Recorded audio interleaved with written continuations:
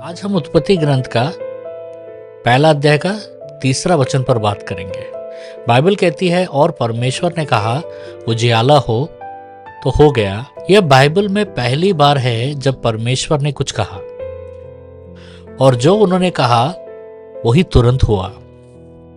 उन्होंने किसी औजार का इस्तेमाल नहीं किया, कोई जोर नहीं लगाया, बस वचन बोला और वह पूरा हो गया। हिब्रू में कहा शब्द है अमर, जिसका मतलब है परमेश्वर का बोलना ही उसकी शक्ति है। जब वह बोलते हैं तो चीजें अस्तित्व में आ जाती हैं, यानी बन जाती हैं। यहां उजियाला का अर्थ है ये सूरज नहीं है। यहां उजियाला यानी सूरज नहीं है, क्योंकि सूरज तो चौथे दिन बना था। यहां उजियाला परमेश्वर के स्वयं के प्रकाश से आया, उसकी महिमा की रोशनी है ये उजियाला। इसलिए यह सिर्फ रोशनी नहीं बल्कि परमेश्वर की उपस्थिति का पहला संकेत था।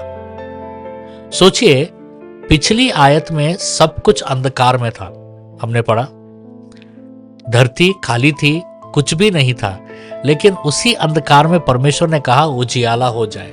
वह पहले अंधकार को हटाने नहीं गया, वह बस बोला और अंधकार भाग गया।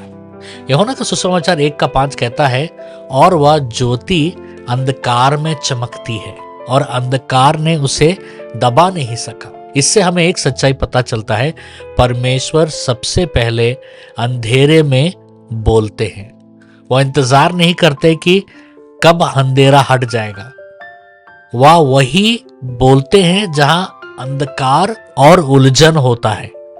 इसलिए अगर आज आपका जीवन अंधकार में है, उलझन में है, तो मत डरिए, निराश मत होइए, क्योंकि वह ये कहने के लिए तैयार है आपके जीवन के ऊपर कि उजियाला हो जाए। 2 कुरिन्थियों 4:6 में लिखा है, जिस परमेश्वर ने कहा कि अंधकार में से उजियाला चमके, उसी ने हमारे दिलों में चमक दी, ताकि हम यीशु मसीह के मुख में परमेश्वर की महिमा जाने। यानी जैसे परमेश्वर ने शुरू में प्रकाश को बुलाया, वैसे ही वह आज आपके दिल में यीशु मसीहा की रोशनी चमकाना चाहते हैं। परमेश्वर आपको आशीष दे।